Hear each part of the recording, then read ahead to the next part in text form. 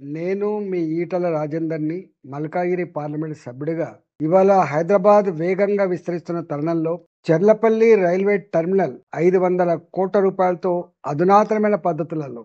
ఎయిర్‌పోర్ట్‌ను తలపించే పద్ధతిలో దాన్ని నిర్మాణం చేసుకొని ఈ నెల 6వ తారీఖు నాడు ప్రధానమంత్రి గారి చేతుల మీదుగా వర్చువల్‌గా 10 గంటలకు ఆవిష్కరించబోతా ఉన్నాం కాబట్టి ఈ ప్రాంత ప్రజానీకమంతా కూడా ఆ కార్యక్రమంలో పాల్గొని దాన్ని విజయవంతం చేయాలని చెప్పి మనస్ఫూర్తిగా కోరుతా ఉన్నాం. ఇవాళ హైదరాబాద్ నగరంలో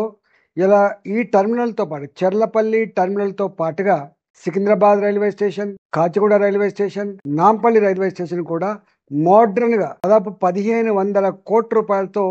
వాటి నిర్మాణం కూడా జరుగుతూ ఉంది. రాబోయే కాలంలో రైల్వే డిపార్ట్మెంట్ తెలంగాణ ప్రాంతానికి, హైదరాబాద్ నగరానికి గొప్ప సౌకర్యాలు కల్పించబోతా ఉంది కాబట్టి మీరందరూ కూడా రావాలని ఆశీర్వదించాలని చెప్పి మీ బిడ్డగా నేను విజ్ఞప్తి చేస్తున్నా.